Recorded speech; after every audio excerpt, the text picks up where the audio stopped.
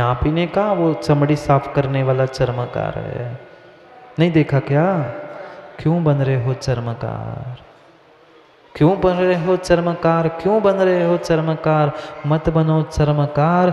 वह जितना जितना राग उस शरीर पे, चमड़ी में जहाँ तेरा विशेष राग होगा, मरकर तू वही उत्पन्न होगा। ये कर्णानुयोग का सिद्धांत है।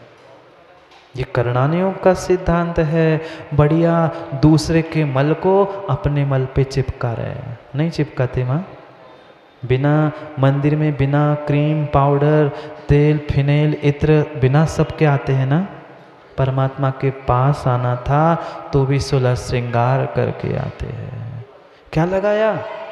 क्या लगाया? दूसरे के मल को, जो हड्डी थी पाउडर थी, उसको मुंह पे पोत के आ गए और बन के दिखा रहे मैं कितना धर्मात्मा हूँ। भगवान क्षमा करना, जिसकी हड्डी की पाउडर पोत के आए थे उससे जाके क्षमा मांगो, भगवान से क्या क्षमा मांग रहे हो?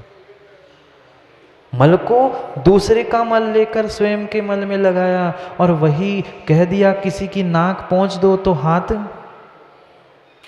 घिन आएगी। और बढ़िया सुंदर क्या करे, आजकल पैकिंग का ज़माना है, पैकिंग सुंदर होनी चाहिए। अंदर कुछ भी हो, चाहे किसी का मांस हो चाहे कुछ हो, वह नहीं समझ में आता, पर पैकिंग सुंदर हो, स्वाद अच्छा हो, दिखने में अच्छा हो, हम सब खा जाते, सब लगा जाते। नहीं, छोड़ो मत। जब कुछ अपने इस चमड़े को चमकाने के लिए दर्पण के सामने माँ खड़े हो जाओ ना, तब याद करना मैं एवं भूत नय से कौन हूँ। पढ़ा क्या नय? नय के विषय पढ़े ना। उस समय पर आप एवं भूत नय से कौन हो, तत्क्षण जो क्रिया करते हो वैसे चमार ही हो।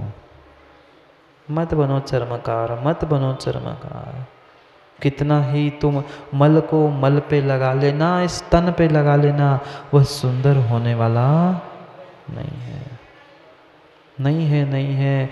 और इस का मात्र और मात्र इस शरीर के संस्कारों के कारण ही तो हमें पता नहीं किस किस के घर में जाकर भीख मांगनी पड़े।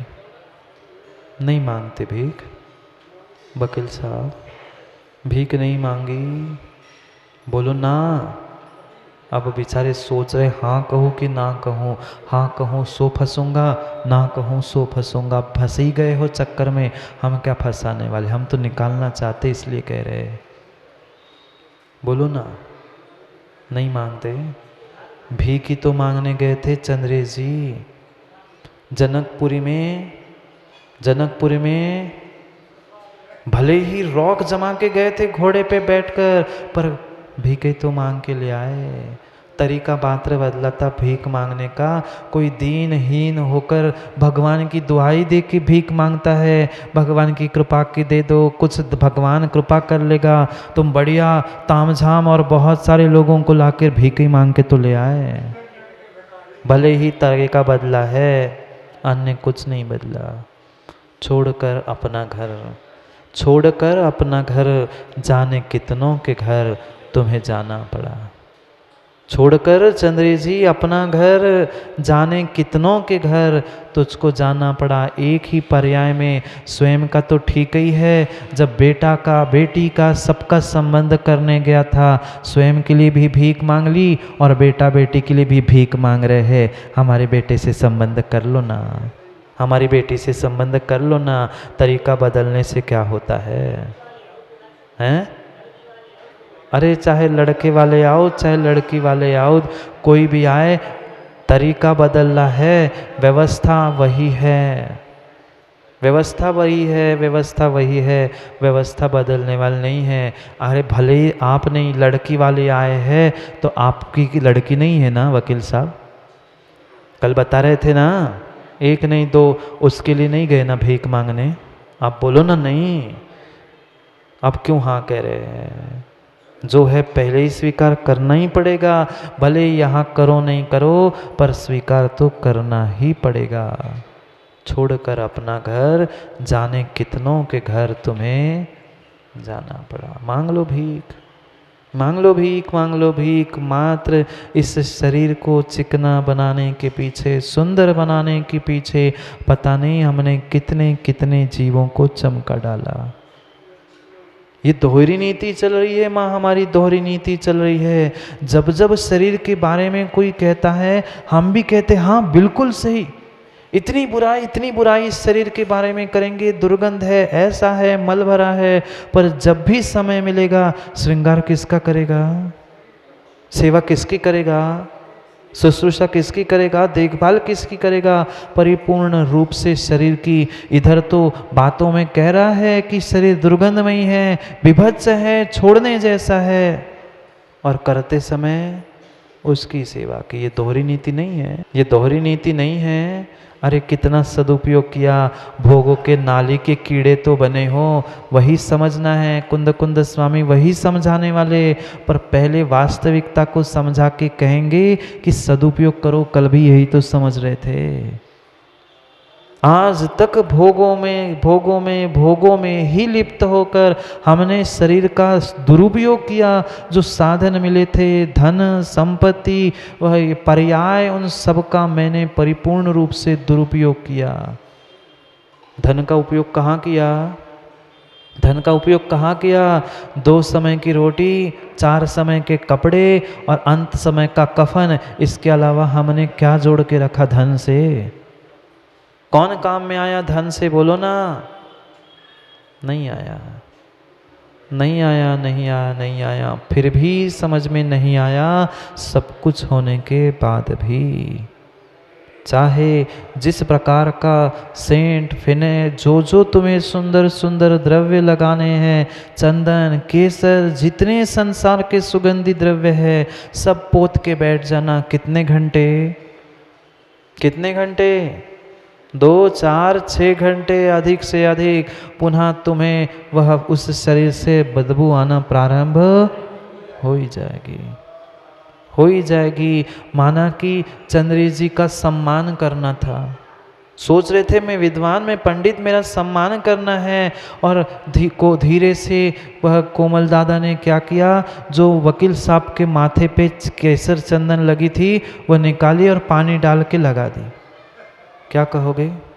केसर थी ना, उत्कृष्ट केसर, चंदन, सबसे जगत का उत्कृष्ट द्रव्य, कीमती। पर कहोगे नहीं, मुझे किसी के शरीर पर लगा हुआ झूठा चंदन, वह झूठी माला पहनोगे क्या? किसी की उतरन?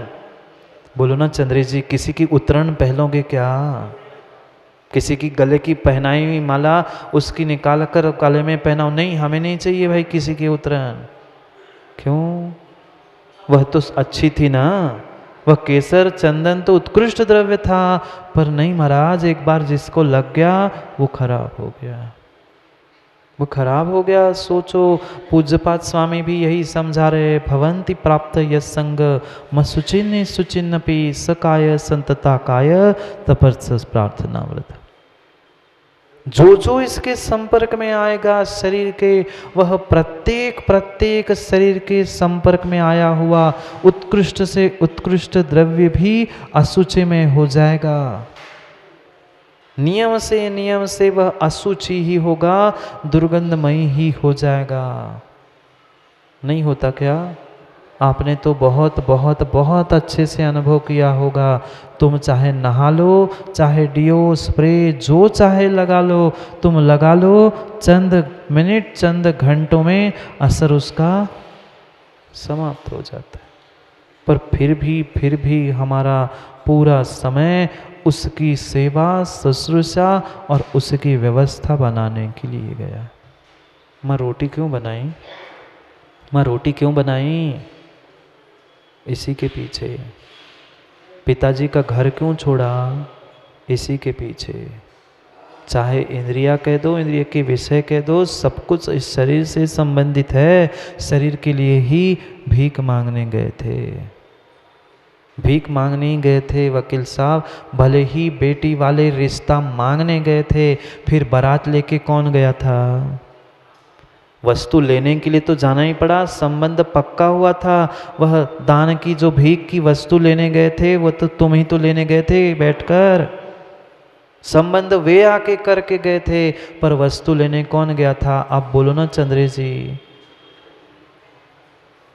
समझो समझो, ये कितना धोखेबाज है, कितना धोखेबाज है। समय पर साथ देगा, समय पे साथ देगा। आप कह के बताओ ना शरीर से कि नहीं, जो शक्ति, जो ऊर्जा मेरी उस युवा अवस्था में, वह कोमल दादा आप बची। जो शक्ति, जो ऊर्जा इस शरीर में थी, अब पकड़ पकड़ के, रुक रुक के चलना पड़ता है। प्रत्येक कार्य में सोच के काम करना पड़ता है। क्यों? क्योंकि ये धोखेबाज है। इस धोखेबाज के साथ हमने मैत्री की थी, इस धोखेबाज के साथ हमने मैत्री की थी। वह एक पंक्ति पढ़ते हो माँ, याद है क्या आप लोगों को? वैसे तो बहुत कुछ याद है, क्या हमारा थोड़ा सा ज्ञान कमजोर है इसलिए पूछ रहा हूँ। दुर्जन देह, ऐसा कुछ पढ़ा क्या आप लोगों ने? दुर्जन देह स्वभाव बराबर नहीं, कुछ क्या माँ? दुर्जन देह स्वभाव बराबर, थोड़ा जोर से बोलना चंद्र जी, हमें नहीं है पता है। थोड़े से जिनको जिनको याद है कह देना। दुर्जन देह स्वभाव बराबर माँ कौन? कौन? कौन? मैं वही पूछ रहा हूं, कौन मूर्ख? मैंने नहीं कहा। दुर्जन देह स्वभाव बराबर मूर्ख प्रीति बढ़ावे। जानते हैं ये दुर्जन है, देह का स्वभाव है, दुर्जन का काम ही होता है तुम कितना ही उसको सब कुछ अच्छा कर देना, पर समय पे धोखा देना दुर्जन की प्रवृत्ति ही होती है। ये दुर्जन नहीं है तो कौन है? दुर्जन देह स्वभाव बराबर। दुर्जन और देह का स्वभाव बिल्कुल बराबर है। जब जब मैंने शरीर से कुछ करने का प्रयास किया, तब तब शरीर ने मुझे धोखा दिया। दुर्जन क्या करता है? दुर्जन का स्वभाव भी बिल्कुल ऐसा है। जब तुमसे उम्मीद, उससे उम्मीद लगा के रखो, वो धोखा दे के भाग जाता है। ये शरीर भी, पूरी जिंदगी निकल गई माँ, अब समझ में आ रहा है धर्म करना है, किस प्रकार से करना है। शरीर साथ देगा? नहीं देगा, नहीं देगा, नहीं देगा। दुर्जन देह स्वभाव बराबर। माँ कौन? कौन प्रीति बढ़ाए? मूर्ख प्रीति बढ़ाए। मूर्ख ही उस दुर्जन शरीर के साथ प्रीति बढ़ाता है। समझो, सोचो, विचार करो। ये जितना जितने लोगों ने दुर्जनों के साथ संगति है, जिसकी जिसकी कुसंगति जिसने प्राप्त कर ली है, वह भले ही कितना सज्जन हो, पर संगति के कारण दुखी नहीं है। आप भले ही किसी शराब के ठेके के बाहर बैठकर शरबत भी पी लेना, लोग क्या कहेंगे? शरबत पी रहा है, कोल्ड ड्रिंक पी रहा है, लोग यही कहेंगे। क्यों? संगति ही वैसी है, स्थान ही वैसा है। ऐसे ही हमारे साथ आज तक होता रहा। बहुत सुंदर सूत्र आचार्य भगवंत ने दिया, कुसंगो कष्ट दो ध्रुवम। कुसंगो कष्ट दो ध्रुवम।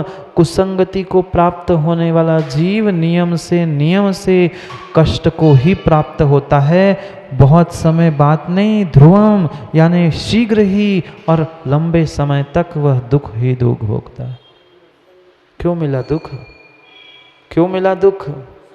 कुसंगति, दुर्जन की संगति, शरीर की जो संगति अनादि काल से हमने की है, इसी के कारण हमारे साथ ऐसा हुआ। कितना ही दुर्जन के साथ सज्जनता का व्यवहार करना, खूब खूब सज्जनता का व्यवहार करना, पर जिसकी आदत डसने की है, जिसकी आदत डसने की है, जो जहर से भरा हुआ दुर्जन है, वह कभी भी तुम्हें डसना नहीं छोड़ता। ये शरीर ने भी तो हमारे साथ यही किया।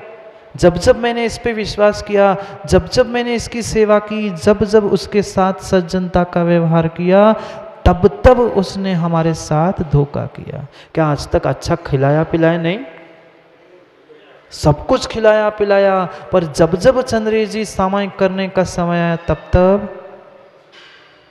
तब जब हमने निर्णय किया नहीं अब हमें उपास करना है, तब लगा रहन तो दो, कौन छोड़े, कौन उपास करे। दिया शरीर ने साथ। ऐसे कभी हाथ पैर सर दर्द नहीं होगा माँ, पर जिस दिन सोचो कि कल चतुर्दशी उपवास करना है, शाम ते हाथ पैर, बोलो ना, होते कि नहीं? जब जब 24 घंटे खिलाया, 8 दिन लगातार खिलाया, पर 9वें दिन जब अष्टमी चतुर्दशी में उपवास करना था, ढीला पड़ गया। धोखा दे दिया, धोखा दे दिया। दुर्जन देह स्वभाव बराबर, दोनों का स्वभाव बराबर है। इसलिए सोच समझ के संगति प्राप्त करना।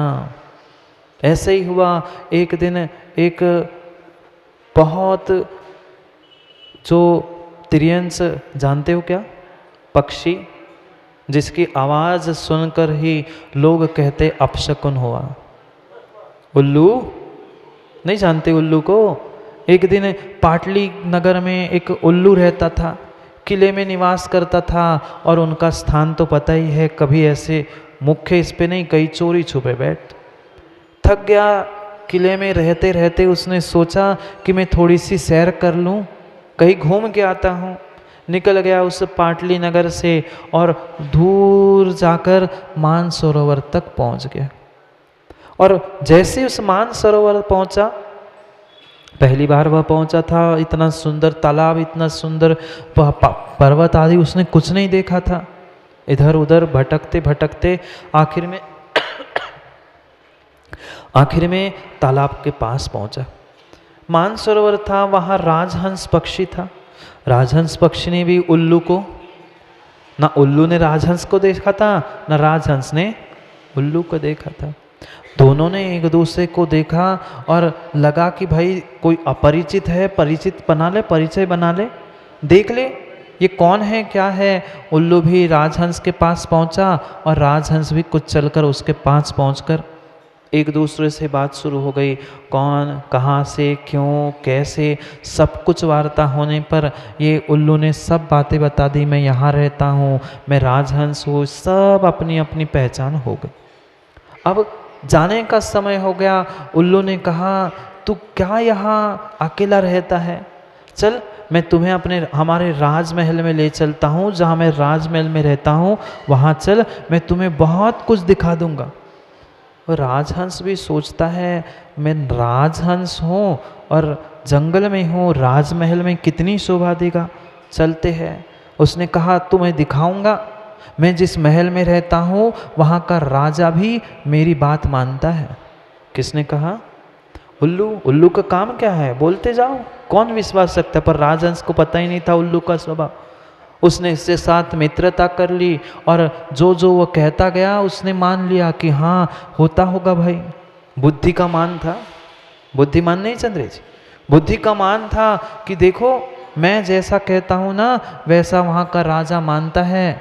वो कहता है, एक तिर्यंच की बात कौन राजा और कौन मनुष्य मानेगा? कहता है, नहीं तुम्हें विश्वास नहीं है, चलो मेरे साथ राजमहल में चलो, किले में तुम्हें दिखा दूंगा कि मेरी बात राजा कैसी मानता है और कैसे नहीं मानता। राजहंस भी सोच रहा था, चलो देख आते हैं। दोनों ने वहाँ से उड़ान भरी। रुकते रुकते अंत समय में जो उसका स्थान था वहाँ पर राजहंस को लेकर पहुँच गया। राजहंस तो कभी चोरी छुपे रहने वाला पक्षी तो है नहीं, खुले आसमान में रहने वाला। उस जो किले के ऊपर जो किनारे बनी रहती है उसके ऊपर ये रखा, इसके ऊपर राजहंस बैठ गया और नीचे बीच बीच में छोटे छोटे स्थान है, वहाँ जाकर उल्लू छुप गया।